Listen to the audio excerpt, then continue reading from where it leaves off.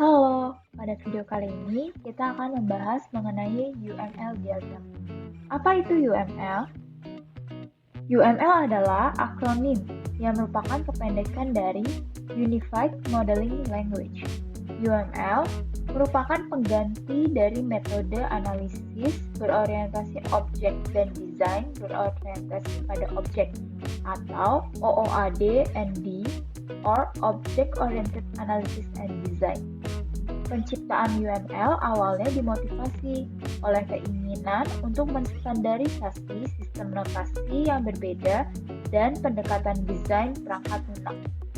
UML sendiri dikembangkan oleh Grady Boch, Ivar Jacobson, dan James Rumbaugh di Rational Software pada tahun 1994 hingga 1996.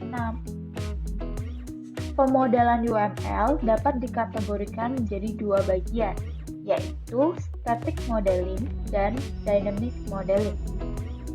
Static modeling atau pemodelan statis digunakan untuk menentukan struktur objek, kelas, ataupun komponen yang ada di domain sebuah sistem. Model statis diekspresikan menggunakan kelas, objek, atau komponen. Sedangkan dynamic modeling atau pemodelan dinamis mengacu pada representasi interaksi objek selama runtime. Pemodelan dinamis diwakili oleh urutan, aktivitas, kolaborasi, dan status. Diagram UML merepresentasikan dua aspek ini di dalam sistem. Pertama, pemodelan statis. Static modeling atau pemodelan statis merepresentasikan konstituen statis dari sebuah perangkat lunak seperti antarmuka objek, kelas, dan hubungannya satu dengan yang lainnya.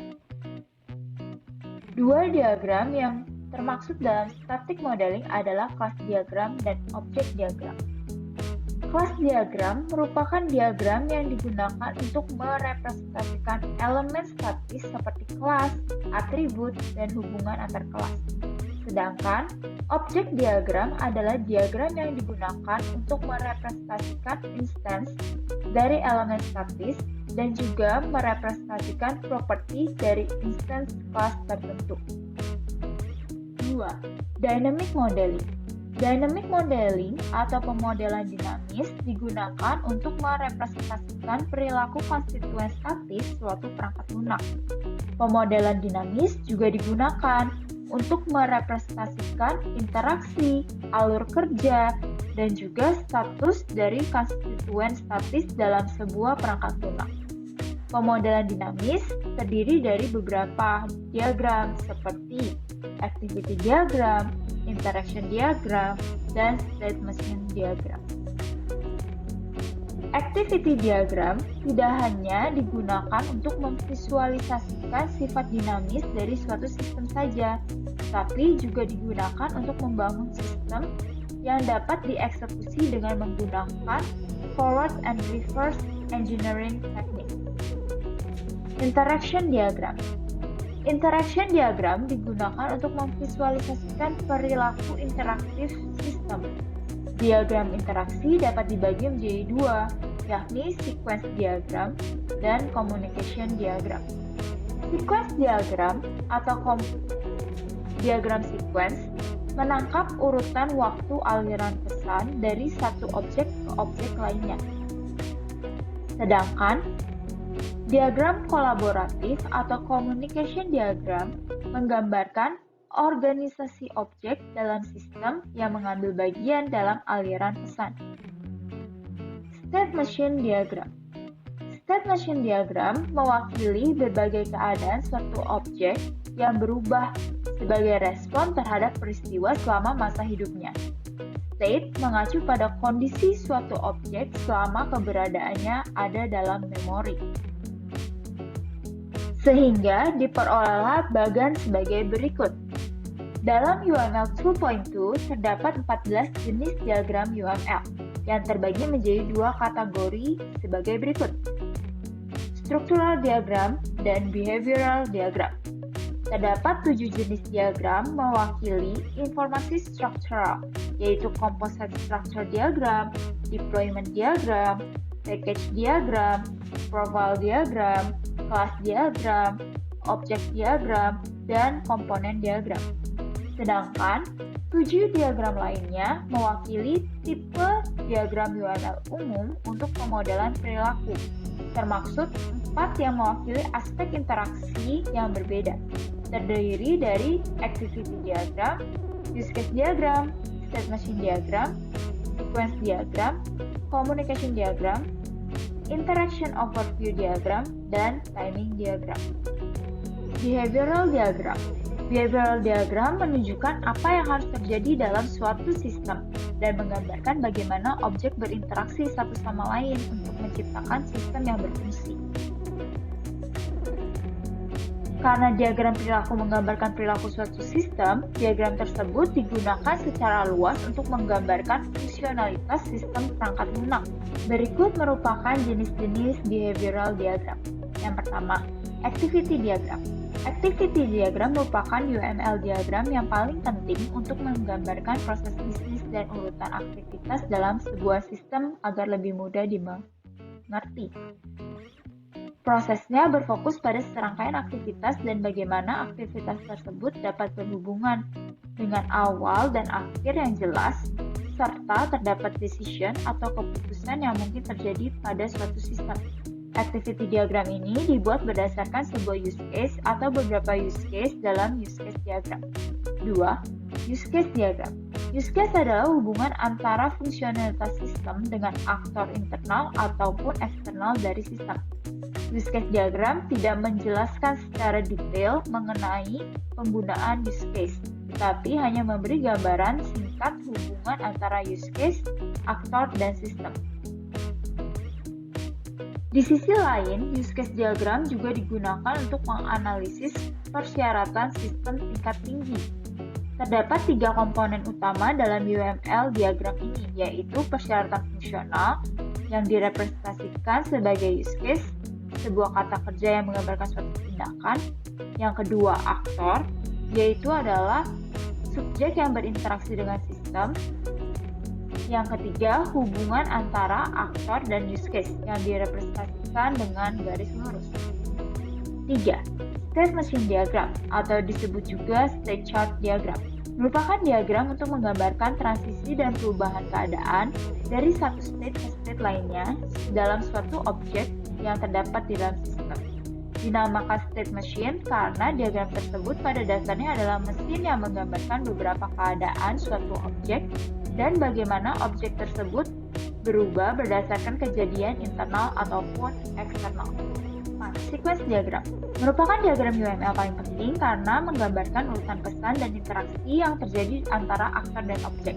Aktor atau objek hanya dapat aktif bila diperlukan atau ketika objek lain ingin berkomunikasi dengannya.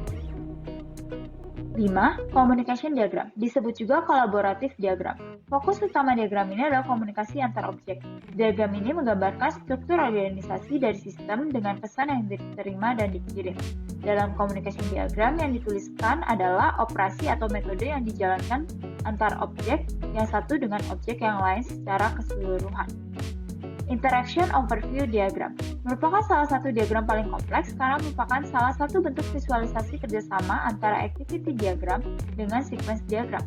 Interaction Overview Diagram dapat dianggap sebagai activity diagram di mana semua aktivitas diganti dengan sedikit sequence diagram, atau bisa juga dianggap sebagai sequence diagram yang dirincikan dengan notasi activity diagram. Artinya, untuk notasinya merupakan sebagian besar notasi yang digunakan dalam activity diagram dengan penambahan elemen seperti interaction, time constraint, duration, dan lain-lain. Dan terakhir, time diagram adalah bentuk lain dari interaction diagram, di mana fokus utamanya lebih ke arah waktu. Sebuah time diagram merupakan bentuk khusus dari sequence diagram. Perbedaan antara timing diagram dan sequence diagram adalah sumbu dibalik. Sehingga waktu meningkat dari kiri ke kanan dan lifeline ditunjukkan dalam kompartemen terpisah yang disusun secara vertikal. Timing diagram memiliki fokus pada perubahan kondisi di dalam dan di antara lifeline sepanjang sumbu waktu linear, serta menggambarkan perilaku baik classifiers individu dan interaksi antar classifiers. Structural diagram. Structural diagram menggambarkan struktur statis elemen di sistem Anda, yaitu bagaimana suatu objek berhubungan dengan yang lain. Ini menunjukkan hal-hal dalam sistem: kelas, objek, paket atau modul, node, komponen, dan antarmuka. Contoh-contoh structural diagram. Yang pertama, composite structural diagram menunjukkan struktur internal pengklasifikasi, interaksi pengklasifikasi dengan lingkungan melalui port atau perilaku kolaborasi. 2. Deployment diagram menunjukkan sekumpulan node dan hubungannya yang menggambarkan tampilan penyebaran statis dari suatu arsitektur. 3. Package diagram mengkelompokkan elemen UML terkait ke dalam kumpulan struktur UML yang terkait secara logis. 4. Profile diagram pada dasarnya adalah mekanisme perpanjangan yang memungkinkan Anda untuk memperluas dan menyesuaikan UML dengan menambahkan blok penyusun baru, membuat properti baru, dan menentukan sistematik baru untuk membuat bahasa sesuai dengan domain masalah spesifik Anda.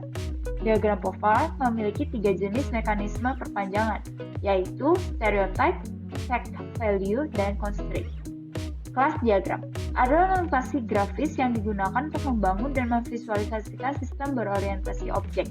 Diagram kelas dalam Unified Modeling Language adalah jenis diagram struktur statis yang mendeskripsikan struktur suatu sistem dengan menunjukkan kelas, atribut, operasi, dan hubungan antar objek. Objek diagram menunjukkan hubungan antara kelas-kelas yang dipakai dan kelas-kelas yang ditentukan, dan hubungan antara objek-objek ini di dalam sistem. Mereka berguna untuk menjelaskan bagian yang lebih kecil dari sebuah sistem ketika dibandingkan dengan kelas diagram. Komponen diagram digunakan dalam pemodelan aspek fisik sistem berorientasi objek yang digunakan untuk memvisualisasikan, menentukan, dan mendokumentasikan sistem berbasis komponen dan juga untuk membangun sistem yang dapat dieksekusi melalui rekayasa maju dan mundur. Diagram komponen pada dasarnya adalah diagram kelas yang berfokus pada komponen sistem yang sering digunakan untuk memodelkan tampilan implementasi sistem suatu sistem yang statis, terdiri dari komponen, interface, dependencies, and port. Jadi, UML adalah pemodelan dan pendokumentasikan perangkat lunak yang mempermudah pengembangan aplikasi yang berkelanjutan. Diagram UML merepresentasikan struktur statis dan perilaku dinamis sebuah sistem, sehingga dapat dibagi menjadi structural diagram modeling dan behavioral diagram modeling yang dapat diberkaitan. Keuntungan penggunaan UML adalah penggunaan yang sangat dikenal dan dipahami untuk desain perangkat lunak. Sekian video kali ini, semoga video ini dapat bermanfaat. Terima kasih.